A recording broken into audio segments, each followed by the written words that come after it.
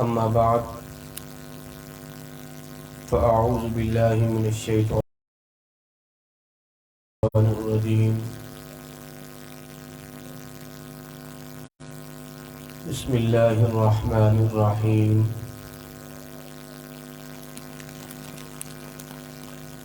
إن الله وملائكته يصلون على النبي يا أيها الذين آمنوا صلوا عليه وسلموا تسليما اللهم صل على النبي الأمي وآله وأصحابه صلى الله عليه وسلم صلاة وسلاما عليك يا سيدي يا رسول الله الصلاة والسلام عليك يا سيدي يا حبيب الله مولاي صل وسلم دائما أبدا على حبيبك خير الخلق كلهم يا ربي بالمصطفى بلغ مقاصدنا واغفر لنا ما مضى يا واسع الكرم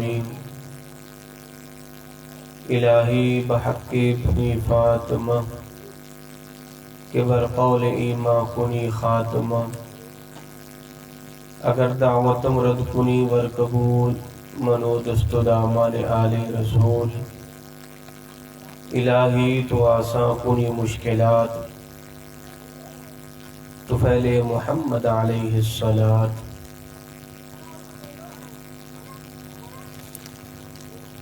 محترم و محتشم عزیزان گرامی قدر، آج کی یہ محفل میلاد اللہ رب العزت اسے اپنی بارگاہ میں قبول اور منظور فرمائے۔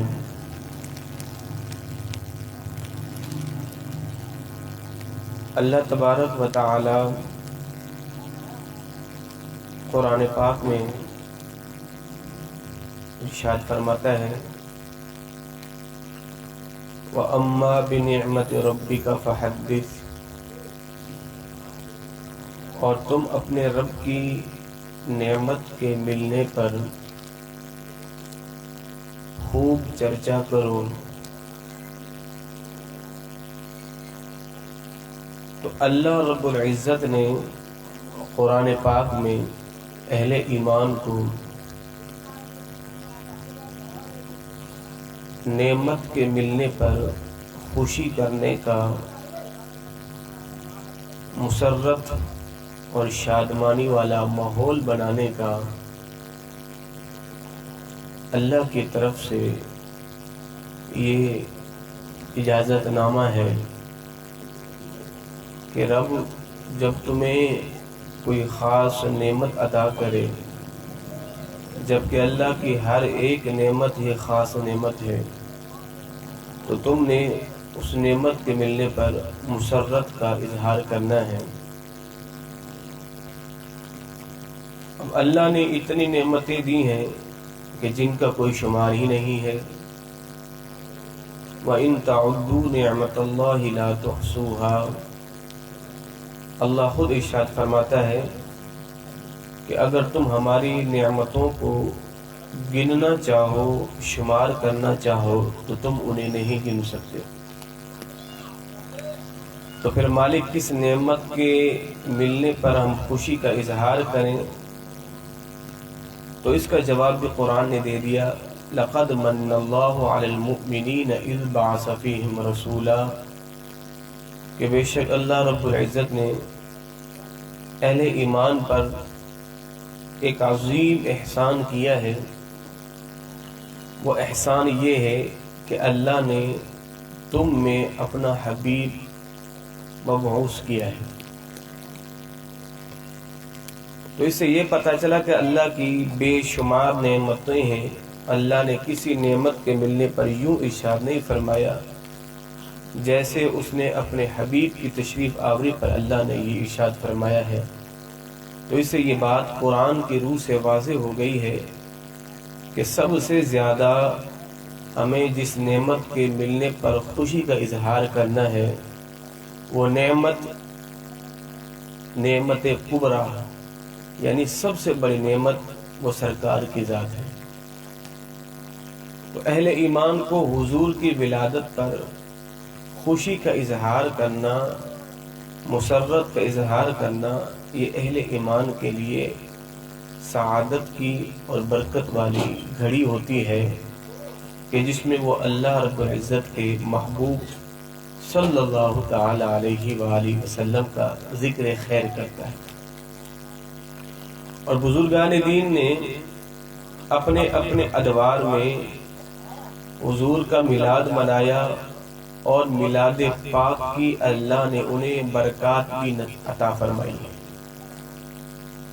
یہ ازل سے چلا آ رہا ہے اور یہ ایک کامیاب تجربہ بھی ہے کہ جس نے بھی اخلاص کے ساتھ، ریاکاری کے لیے نہیں، حضور کی محبت میں اخلاص کے ساتھ لوگوں کو جمع کیا اور پھر حضور کی محبت میں لوگوں کی مہمان نوازی کی اور لوگوں کو جو ہے وہ کھانا کھلایا یا انہیں جو ہے محبتوں سے نوازا، یہ ایک آزمودہ تجربہ ہے۔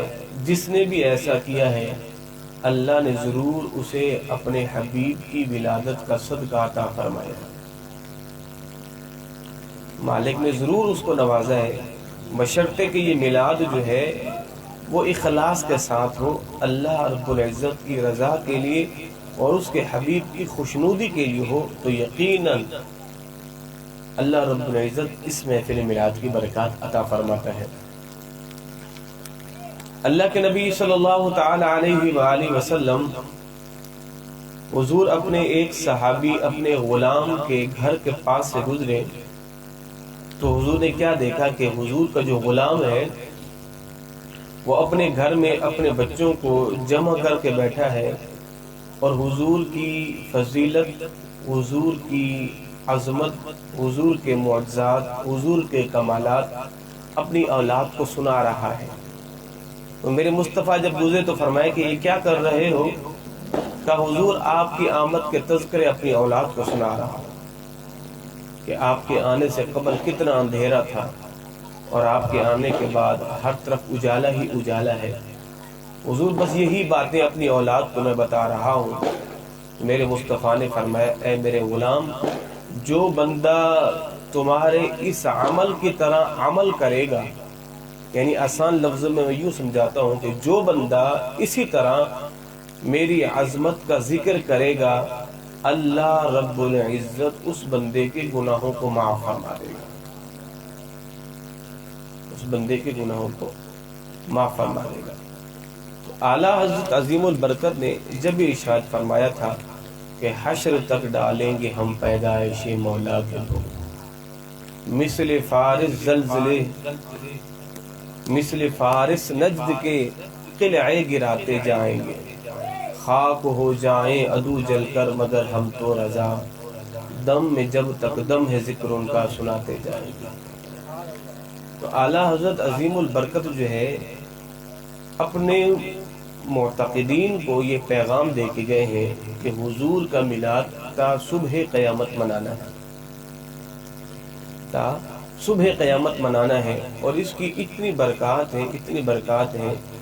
حضرت شاہ ولی اللہ محدث دہلوی رحمۃ اللہ تعالی علیہ کے والد گرامی شاہ عبد الرحیم محدث دہلوی رحمۃ اللہ تعالی علیہ ہر سال حضور کا میلاد منایا کرتے تھے، اور آج بھی گاؤں دیہات کے اندر جب وہ ولادت کا دن آتا ہے تو وہاں یہ بات بڑی مشہور ہے کہ وہ کسی بھی عالم دین کے پاس جاتے ہیں تو اس کو کہتے ہیں کہ میں نے حضور کا میلاد پڑھوانا ہے، یعنی یہاں تو تک جناب ہم حضور کا میلاد کر رہے ہیں، تو گاؤں میں یہ مشہور ہے کہ جناب میں نے حضور کا میلاد پڑھوانا ہے۔ تو وہ حضور کا میلاد جو ہے وہ حضور کی عظمت کے قصیدے پڑھے جاتے تھے، اور اس عرف عام میں اسے کہا جاتا ہے جناب ہم نے حضور کا میلاد پڑھوانا ہے۔ تو میں عرض کر رہا تھا کہ شاہ عبد الرحیم محدث دہلوی رحمۃ اللہ تعالی علیہ ہر سال حضور کا میلاد بڑی عقیدت اور بڑی جو ہے وہ شان و شوکت کے ساتھ کیا کرتے تھے۔ زندگی میں ایک دن ایسا بھی آیا آپ پر کہ غربت نے آپ کے گھر میں ڈیرے لگا دیے، اور پھر اس دن جب آپ نے حضور کا میلاد منایا تو آپ کے پاس چند بھنے ہوئے چنے تھے، اور ان چند بھنے ہوئے چنوں پر حضور کا میلاد پڑا اور پھر اسے غرباء فقراء میں تقسیم کر دیا۔ تو آپ کے دل میں یہ حسرت تھی، یہ تمنا تھی، کاش میرے پاس زیادہ مال ہوتا تو حضور کا میلاد بڑھ چڑھ کے کرتا۔ میرے پاس تو کچھ تھا ہی نہیں، بس یہی تھا، میں نے میلاد کر دیا ہے۔ تو اسی کشمکش تھے کہ پتہ نہیں سرکار نے وہ میلاد قبول بھی کرنا ہے کہ نہیں کرنا۔ جب رات کو سوئے تو قسمت کی آنکھ کھلی، کیا دیکھتے ہیں کہ سرکار مدینہ خواب میں تشریف لائے اور حضور کے سامنے وہ بھنے ہوئے چنے پڑے ہوئے ہیں۔ حضور نے فرمایا، اے میرے غلام، ہم نے تمہارا یہ میلاد بھی قبول کر لیا ہے۔ تو میلاد کی قبولیت کے لیے مقدار کی ضرورت نہیں ہوتی بلکہ معیار کی ضرورت ہوتی ہے۔ محفل کے اندر اگر ہجوم ہزاروں کا ہو، لاکھوں کا ہو، مگر اس کا وہ معیار نہیں ہے، یعنی سجانے والے نے اخلاص کے ساتھ سجایا ہی نہیں ہے، اس کی نیت ریاکاری کی تھی، پڑھنے والے نے حضور کا میلاد اس نیت سے پڑھا ہی نہیں ہے، اس کی نیت بھی ریاکاری کی تھی، تو ظاہر ہے جب معیار یوں 0% ہوگا تو پھر اس کی قبولیت کی کوئی گارنٹی نہیں ہے۔ ہاں، اگر بندہ سچے دل سے حضور کا میلاد پڑھوائے تو یقیناً سرکار پھر یوں کرم فرماتے ہیں جیسے اپنے غلام عبد الرحیم محدث دہلوی پہ آپ نے فرمایا ہے۔ حضرت سیدہ آمنہ رضی اللہ تعالی عنہ ارشاد فرماتی ہیں کہ جب سرکار کی ولادت ہوئی تو فرماتے ہیں کہ میرے گھر میں اتنا نور ہوا کہ میں نے اس نور کی روشنی میں ملک شام کے محلات کو بھی دیکھ لیا تھا۔ یہ تو سرکار کا نور ہے۔ اللہ اکبر۔ اعلیٰ حضرت عظیم البرکت آپ ارشاد فرماتے ہیں کہ نور کی سرکار سے خیرات لینے کے لیے مہر و ماہ یعنی سورج اور چاند آ گیا۔ مدینہ طیبہ میں ایسا ہوا کہ مدینہ طیبہ کی وادیوں کے پاس سے ایک زوردار گرجدار آواز آئی۔ صحابہ کرام ڈر گئے کہ یہ آواز کہاں سے آئی ہے۔ ابھی صحابہ کرام گھوڑوں پہ بیٹھ کے اس طرف جاتے، میرے مصطفیٰ حجرے سے باہر تشریف لائے اور آپ نے ننگی جو ہے وہ زین والا گھوڑا، حضرت طلحہ رضی اللہ تعالی عنہ کا گھوڑا تھا، اور آپ اس ننگی جو ہے وہ زین والے گھوڑے پہ سوار ہوئے اور آپ نے ایڑ لگائی، مدینے کے باہر گئے اور وہاں سے ہو کے آ گئے۔ حضور نے فرمایا پریشان ہونے کی ضرورت نہیں ہے، کچھ بھی نہیں ہے۔ یعنی مدینے کے باہر سے ایک زوردار آواز آئی تھی، صحابہ کرام ڈر گئے تھے۔ تو اللہ کے نبی صلی اللہ علیہ وسلم کی جو بہادری ہے، ساری کائنات کی بہادری شجاعت کو ملا لیا جائے تو حضور کی شجاعت کے ایک ذرے کو بھی نہیں پہنچ سکتے، ایک ذرے کو بھی نہیں پہنچ سکتے۔ اور یہ جو جنگوں کے اندر یہ جو مارکا ہوتا تھا حق و باطل کا، یہ اللہ کے رسول نے اپنے صحابہ کو اختیار دیا کہ یہ اعزاز، یہ مرتبہ تم پاؤ، ورنہ اس نبی کی قوت و طاقت کا کوئی مقابلہ نہیں کر سکتا۔ حضرت طلحہ رضی اللہ تعالی عنہ ارشاد فرماتے کہ میرا گھوڑا بڑا سست تھا، یعنی اس کو مار مار کے چلایا جاتا تھا، مگر جب سرکار نے اپنا جسم اقدس میرے گھوڑی کی پشت پر رکھا، اور میں اب وہ اس طرح دوڑتا تھا جس طرح سمندر کی لہریں جو ہے وہ دوڑتی ہیں۔ تو آپ فرماتے کہ سرکار صلی اللہ علیہ وسلم گئے اور واپس ہو کے آ گئے اور اپنے غلاموں سے کہا کہ پریشان ہونے کی ضرورت نہیں، کچھ بھی نہیں ہے۔ جب سرکار کا گھوڑا آیا تو بڑی تیزی کے ساتھ، ابھی صحابہ نکل رہے تھے، حضور کے گھوڑے کے کھر سے جو ہے وہ گرد اڑ رہا تھا، اور قرآن نے مجاہدین کے گھوڑوں سے اڑنے والی گرد بھی کی قسم کھائی ہے۔ والعادیات ضبحا فالموریات قدحا فالمغیرات صبحا۔ ان ٹاپوں سے، مجاہدین کے گھوڑوں کی ٹاپوں سے جو چنگاریاں نکلتی ہیں، قرآن نے ان کی بھی قسم کھائی ہے۔ اور جب گھوڑے جو ہے وہ تھک ہار کے ہانپ رہے ہوتے، جو ان کی آوازیں نکلتی ہیں، قرآن نے ان کی بھی قسم کھائی ہے۔ یہ تو ان گھوڑوں کا مقام ہے کہ جن پر صحابی جو ہے سوار ہو کے میدان میں جا رہا ہے، اور اس گھوڑے پہ جو سوار ہے صحابی، پھر اس کا مقام کتنا بڑا ہے۔ تو صحابہ کرام کہتے ہیں جب سرکار ہے تو سرکار کے گھوڑے کی کھروں سے نا گرد اڑ رہی تھی، مٹی اڑ رہی تھی۔ تو اعلیٰ حضرت عظیم البرکت ارشاد فرماتے ہیں کہ جب سرکار کے گھوڑے کے کھروں سے گرد اڑ رہی تھی تو آپ فرماتے ہیں کہ نور کی خیرات لینے کے لیے مہر و ماہ آ گئے۔ مہر و ماہ کہتے ہیں سورج اور چاند کو، اور آگے فرماتے ہیں کہ گرد سواری واہ ہوا، فرماتے ہیں کہ گھوڑے کے کھروں سے اڑنے والی گرد کو وہ سورج اور چاند لے کے آئے، لینے کے لیے آئے۔ تو کہا کہ کیا تمہارے پاس نور نہیں ہے؟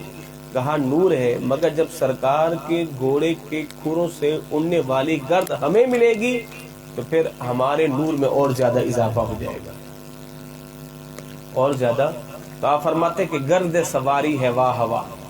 تو اعلیٰ حضرت نے کیا کمال کی بات ارشاد فرمائی، فرمایا کہ سرکار کے گھوڑے سے لگنے والی گرد کو بھی سورج اور چاند لینے کے لیے آ جاتے ہیں، تاکہ اس گرد کو ہم اپنے چہروں پہ لگائیں گے، اللہ ہمارا نور اور زیادہ کر دے گا۔ تو اما آمنہ رضی اللہ تعالی عنہ ارشاد فرماتی ہیں کہ سرکار کے جسم اقدس سے وہ نور پھوٹا، وہ روشنی نکلی۔ فرماتی ہیں کہ میں اپنے گھر میں بیٹھ کے ملک شام کے محلات کو دیکھا کرتی تھی، ملک شام کے محلات کو دیکھا کرتی تھی۔ تو سرکار مدینہ صلی اللہ تعالی علیہ وآلہ وسلم کے چہرے اقدس پر اللہ رب العزت نے نور کے کئی پردے رکھے، ایک جھلک دیکھنے کی تاب نہیں عالم کو، وہ اگر جلوہ کرے تو کون تماشائی ہو۔ تو سرکار کا جو ہے کما حق دیدار کوئی کر ہی نہیں سکتا، کوئی کر ہی نہیں سکتا۔ تو اللہ رب العزت نے عالم بشریت کے لیے سرکار کو رحمت بنا کے بھیجا، اور اگر اللہ رب العزت وہ نور کے پردے ہٹا دیتا تو پھر کوئی سرکار کو دیکھ بھی نہیں سکتا۔ مشرکین مکہ کہا کرتے تھے اے نبی ہم آپ کو اس وقت نبی مانیں گے جب فرشتے آسمان سے اتر کر آئیں اور آپ کی نبوت کی گواہی دے، تب آپ کو نبی مانیں گے، ورنہ نہیں مانیں گے۔ یا پھر ایسا ہو کہ آپ کے پاس خزانے ہوں، دولت ہو، تب آپ کو نبی مانیں گے، ورنہ نہیں مانیں گے۔ تو اللہ رب العزت نے ارشاد فرمایا اے نبی اگر ہم فرشتوں کو نبی بنا کے بھیجتے، تب یہ مشرکین مکہ کہتے کہ مالک وہ نور ہیں، ہم بشر ہیں، ہم انہیں دیکھ نہیں پاتے، تو ہم ان کی تقلید کیسے کریں گے؟ اے نبی ہم نے آپ کو بشر بنا کے بھیجا۔ یہ اب بھی اعتراض کر رہے ہیں کہ اے نبی فرشتے کیوں نہیں آئے نبی بن کے، اللہ نے آپ کو نبی کیوں بنایا ہے؟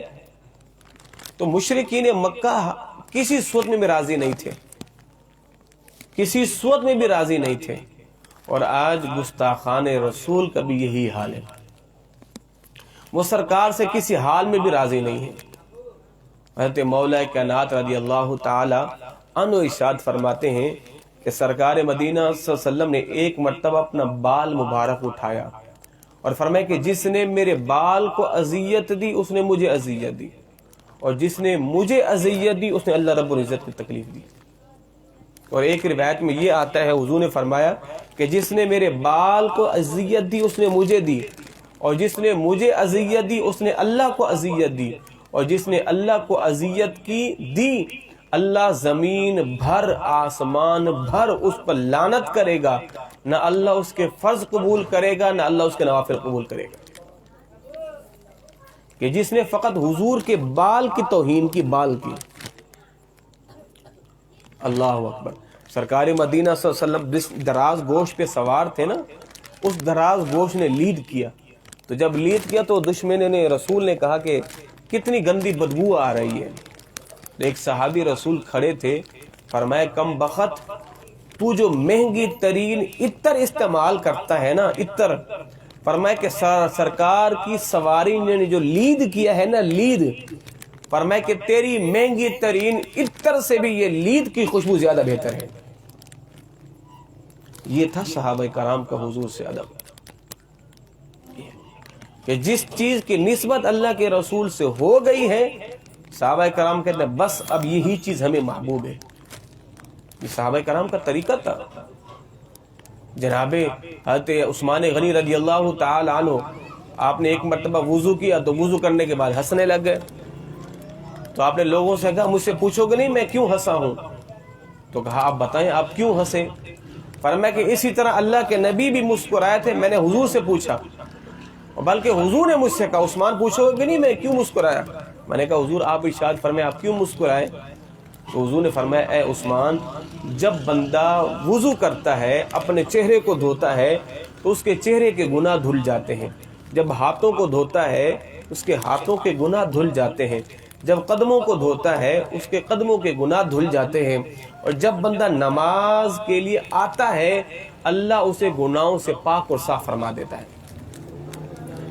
اب صحابی کی محبت دیکھیں، حضور جو مسکرائے تو صحابی بھی مسکرائے، بھی میرے مصطفیٰ سے مسکرائے تو میں بھی مسکرا رہا ہوں۔ اگر کوئی شخص حضور کے ساتھ سفر میں ہوتا اور سرکار کہیں سواری سے اترتے اور کہیں جاتے اور پھر آتے تو صحابہ کرام کا بھی یہی مزاج ہوتا، سفر میں ہوتے سواری روکتے، روکنے کے بعد سواری سے اترتے، تھوڑا سا چلتے، پھر سواری پہ بیٹھتے، تو لوگ کہتے حضرت یہ کیا کر رہے ہیں؟ تو صحابہ کرام کہتے ہیں ہم نے بھی یوں ہی اللہ کے نبی کو دیکھا تھا، سرکار یہاں اترے تھے، پھر پیدل چلے تھے، پھر جو ہے وہ سواری پہ سوار ہوئے تھے، اس لیے آج ہم اسی سرکار کی سنت کو زندہ کر رہے ہیں۔ یعنی یہ تھی صحابہ کرام کی حضور سے محبت، حضور کی ہر اس چیز سے صحابہ کرام کو محبت تھی جس چیز کی نسبت اللہ کے رسول سے ہو گئی تھی۔ اس لیے حضرت امام مالک رضی اللہ تعالی عنہ کے سامنے ایک شخص نے کہا نا حضرت مجھے کدو جو ہے کدو شریف پسند نہیں ہے، آپ نے فرمایا کہ کھا کدو ورنہ میں تجھے 20 کوڑے ماروں گا، اس لیے کہ کدو شریف میرے مصطفیٰ کو پسند تھے، اور تم نے یہ کہا کیسے ہے؟ تو جس چیز کی نسبت اللہ رب العزت کے رسول صلی اللہ علیہ وسلم سے ہو جائے، صحابہ کرام اس چیز سے اتنی محبت کرتے تھے، فرماتے نہیں سرکار کو یہ پسند تھی تو ہمیں بھی پسند ہے۔ اللہ اکبر۔ حضرت ابن عباس بلکہ حضرت عباس رضی اللہ تعالیٰ عنہ کا جو گھر تھا نا وہ بالکل مسجد نبوی کے قریب تھا، اور جب آپ کے گھر بارش آتی تھی تو بارش کا پانی مسجد نبوی کے صحن میں گرا کرتا تھا، تو جناب عمر فاروق رضی اللہ تعالی عنہ نے اس پر نالے کو اتروا دیا، کہا کہ مسجد میں پانی آتا ہے، اور آپ نے کہا کہ جناب یہ پرنالہ اتار دیجئے، پرنالہ اتار دیا گیا۔ جب حضرت عباس رضی اللہ تعالی عنہ کو پتہ چلا تو آپ نے فرمایا عمر جس پر نالے کو تم نے اتارا ہے اس پر نالے کو اللہ کے نبی نے خود اپنے ہاتھوں سے لگایا تھا، اللہ کے نبی نے خود اپنے ہاتھوں سے لگایا۔ فرمایا اچھا، کہا پھر مجھے معاف کر دیجئے، اور پھر آپ تشریف لائے اور آپ نے حضرت عباس کو اپنے کندھے پہ سوار کیا، فرمایا کہ جناب جیسے پر نالا جس جگہ لگا ہوا تھا وہیں لگا دیجئے، اس لیے کہ اسے میرے مصطفیٰ نے لگایا ہے۔ یہ ہے ہر اس چیز سے محبت جس کی نسبت میرے مصطفیٰ سے ہو گئی ہے۔ تو آج امتی جو ہے وہ کتنا بے وفا ہو چکا ہے، حضور سے نسبت والی چیزیں تو بڑی دور کی بات ہے، یہ امتی تو سرکار کے طور و طریقوں کو بھی بھلا کے بیٹھا ہوا ہے۔ حضور کی عزت و ناموس پر پہرا دینا یہ اہل ایمان کے لیے سب سے بڑی سعادت والی اور برکت والی بات ہے۔ زندگی کا خلاصہ ہی حضور کی عزت و ناموس پہ پیرا ہو، آغاز بھی حضور کے عزت و ناموس پہ ہو اور اختتام بھی حضور کے عزت و ناموس پر ہو، اس لیے کہ جب تک اس قوم کے دلوں میں حضور کے عزت و ناموس کا درد رہے گا یہ قوم کبھی جو ہے وہ ناکام نہیں ہو سکتی۔ صحابہ کرام علیہم رضوان نے آدھی دنیا پر جو سلطنت کی اس کے پیچھے سب سے بڑی جو وجہ تھی وہ یہ تھی کہ صحابہ کرام کے دلوں میں حضور کا عشق تھا، حضور کی محبت تھی، اور حضور کی محبت کے بغیر بندے کو کچھ بھی میسر نہیں آ سکتا۔ یہ دنیا، یہ قوم یہ خواب دیکھنا چھوڑ دے کہ جناب ہم پوری دنیا کی حکمرانی کریں گے یا ہمارے معاملات سدھر جائیں گے، سنبھل جائیں گے، قطعاً کبھی بھی ایسا نہیں ہوگا۔ بھئی یہ خواب ہے، آپ دیکھتے رہیں، خواب دیکھنے میں کس نے پابندی لگائی؟ مگر آپ کا خواب پائے تکمیل کو اس وقت پہنچے گا جب آپ کے دلوں میں محبت رسول کا دریا موجزن ہو جائے گا، ورنہ کبھی بھی نہیں ہو سکتا۔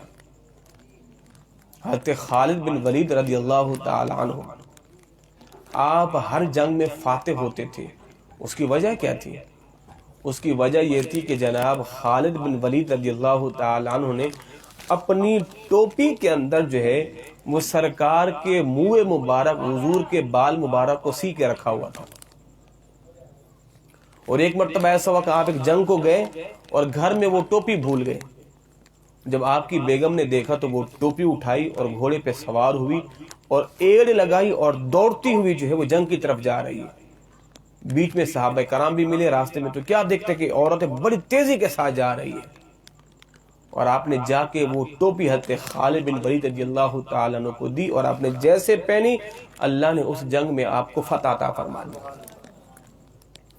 فرمایا کہ یہ سارا کمال خالد کا نہیں ہے، یہ حضور کے بال مبارک کا ہے، یہ حضور کے بال مبارک ہے، سارا فیض مجھے اسی سے ملتا ہے۔ تو صحابہ کرام خالد بن ولید نے کئی مارکوں کو فتح کیا ہے، تو حضور کے بال مبارک لے کے خالد بن ولید چلے، اللہ نے فتح سے ہمکنار کیا ہے۔ اگر یہ امت حضور کی محبت اپنے دل میں بٹھا لے اور پھر پوری دنیا کو فتح کرنے کے لیے نکلے، رب کعبہ کی قسم یہ قسمت، یہ مقدر آپ کے قدموں کو بوسا کے دے گا۔ حضور کے غلاموں کا استقبال تو شیر بھی کیا کرتے ہیں۔ ایک صحابی رسول کہتے ہیں کہ میں قافلے میں تھا تو میں قافلے سے بچھڑ گیا، اور قافلے سے بچھڑنے کا مقصد یہ ہے کہ آپ کی موت ہو گئی۔ صحراؤں میں بچھڑ جانا یا جنگلوں میں بچھڑ جانا، آپ کی موت ہو گئی۔ وہ کہتے ہیں کہ میں قافلے سے بچھڑ گیا، جب بچھڑا تو قافلہ آگے نکل گیا، میں قافلے کی تلاش میں کبھی ادھر جاتا ہوں، مجھے قافلے کا کہیں راستہ نہیں ملتا۔ اتنے میں کیا دیکھتا ہوں کہ میرے سامنے شیر آ گیا ہے، اور شیر نے جب مجھے گھوڑ کے دیکھا نا، قریب تھا کہ وہ مجھ پر وہ لپکتا، تو وہ صحابی رسول کہتے ہیں میں نے بھی شیر کی آنکھوں میں آنکھیں ڈال کے کہا، جانتے ہیں میں کون ہوں؟ میں اللہ کے رسول کا غلام ہوں، میں حضور کا غلام ہوں۔ وہ صحابی کہتے ہیں جیسے میں نے حضور کا حوالہ دیا نا، تو پھر وہ شیر آگے جا رہا تھا، اور دم ہلا کے مجھے راستہ بتاتے اس شیر نے مجھے قافلے میں کھڑا کیا اور پھر مجھے سلام کر کے واپس آ گیا۔ یہ صحابی رسول کا واقعہ ہے۔ تو حضور کے غلاموں کو تو شیر بھی راستہ بتاتے ہیں، حضور کے غلاموں کے لیے تو سمندر بھی راستہ چھوڑ دیتے ہیں۔ وجہ کیا ہے؟ حضور کی محبت ہونی چاہیے۔ آزمائشیں تو خیر آتی ہیں، حضرت خباب رضی اللہ تعالی عنہ سرکار حتیم کعبہ میں بیٹھے ہوئے تھے ٹیک لگا کے، اور اس وقت حضور نے ہجرت نہیں فرمائی تھی۔ حضرت خباب رضی اللہ تعالی عنہ ارشاد فرماتے ہیں حضور اسلام سچا دین ہے تو پھر اتنی مشقتیں کیوں ہیں؟ حضرت خباب وہ صحابی رسول ہیں کہ جنہیں اتنی اذیتیں دی جاتی تھی، جناب عمر جب اسلام نہیں لائے تھے وہ بھی حضرت خباب کو مارا کرتے تھے، اور مدینے کی گلیوں میں حضرت خباب رضی اللہ تعالی عنہ جب گھوم رہے ہوتے تھے، حضرت عمر فاروق اہل ایمان کے لیے نرم دل ہو کے گلیوں میں رات کو گشت کرتے تھے، اور آپ فرمایا کرتے تھے عمر جانتے ہو وہ وقت یاد ہے جب تم مجھے مارا کرتے تھے؟ جناب عمر رضی اللہ تعالی عنہ فرماتے ہیں اے خباب اس پیڑ سے کپڑا ہٹاؤ، جب آپ کپڑا ہٹاتے تو جناب عمر لپک کے رویا کرتے تھے، اور فرمایا کرتے تھے یار مجھے معاف کرنا، میں نے سرکار کا در دیکھا نہیں تھا، مجھے پتہ نہیں تھا۔ اب نبیوں کو اور ان کی امتوں پر اللہ نے کتنی بڑی بڑی آزمائشیں اتاری، فرمایا ابھی تو تم پر آزمائشوں کی کوئی صورت آئی بھی نہیں ہے۔ بنی اسرائیل کی قوموں کو جو ہے دشمن دین جو ہے وہ لوہے کی کنگیوں سے ان کا جسم چھلنی کر دیتے تھے. فرمایا کہ انہیں آروں کے ساتھ 2 حصوں میں کاٹ دیتے تھے, انہیں جلتے ہوئے کوئلوں کے اندر اور بھڑکتے ہوئے تیلوں کے اندر ان کو ڈال دیا جاتا تھا اور پوچھا جاتا تھا اللہ کو مانتے ہو؟ کہتے ہاں. انہیں ڈال دیا جاتا تھا.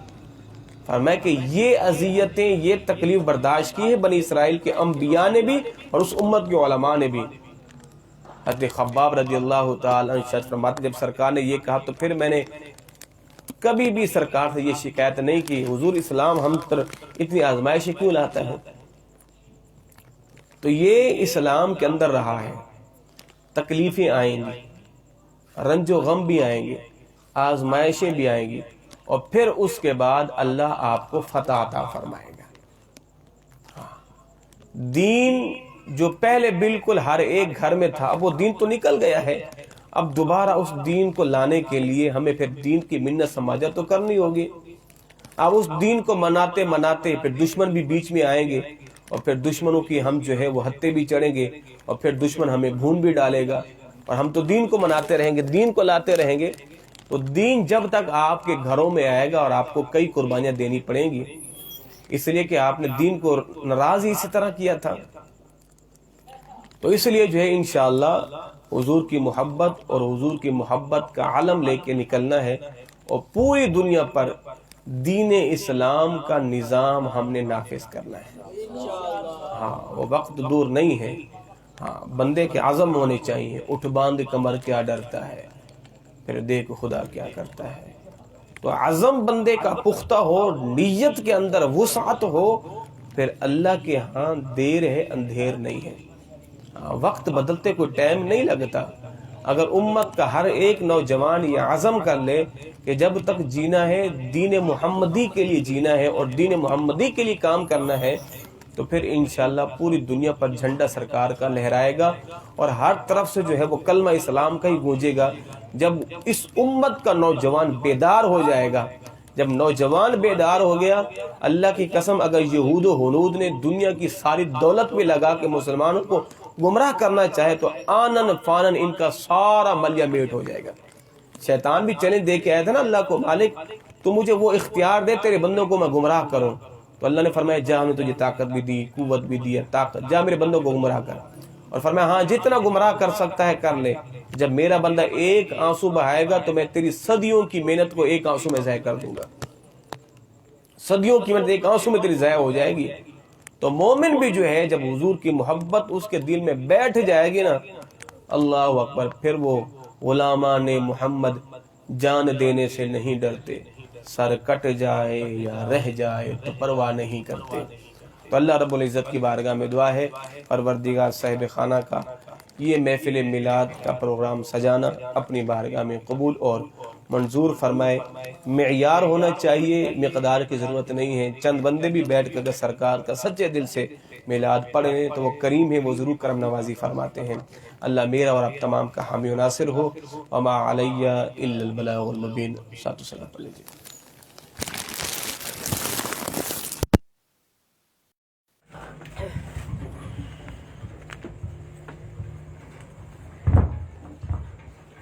مصطفیٰ جانے رحمت پلا کو سلام, شمع بز میں ہدایت پلا کو سلام. جی سوہانی گھڑی چمکاتا ہے باقا چاند, جی سوہانی گھڑی چمکاتا ہے باقا چاند. اس دل افروز ساعت پلا کو سلام. ہم غریبوں کے آقا پہ بے حد درود, ہم غریبوں کے آقا پہ بے حد درود. ہم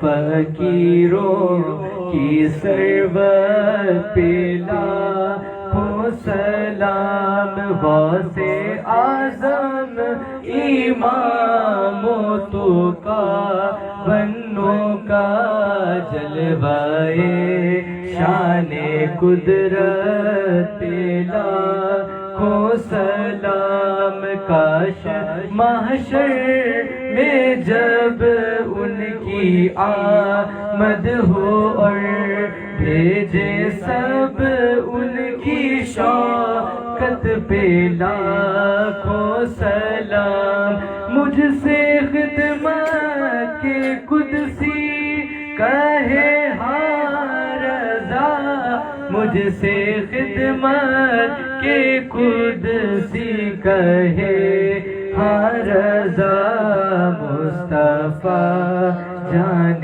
رحمت پلا کو سلام شمع بز میں ہدایت پلا کو سلام الصلاة والسلام علیکہ یا سیدی یا رسول اللہ وعلی آلک و اصحابک یا رحمت للعالمین أعوذ بالله من الشيطان الرجيم بسم الله الرحمن الرحيم قل يا أيها الكافرون لا أعبد ما تعبدون ولا أنتم عابدون